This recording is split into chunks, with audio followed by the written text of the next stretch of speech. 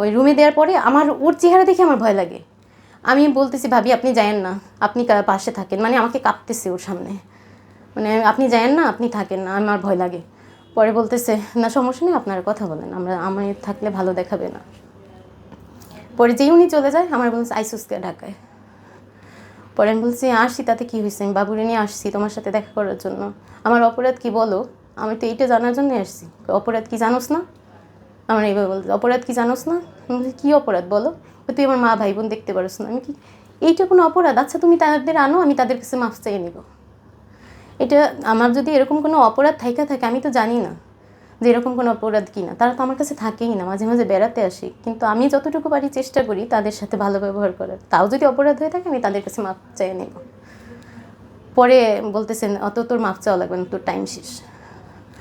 মানে এমনভাবে এমন বিহেভিয়ার করে, আমি ভয়ে ভাবির ডাক দিচ্ছি, ভাবি একটু আসেন এদিকে, আমার ভয় লাগে। পরে উনি আবার দৌড়ে আসছে, আমি আর ওর সাথে আর কথা বলি না, এই শেষ কথা ওর।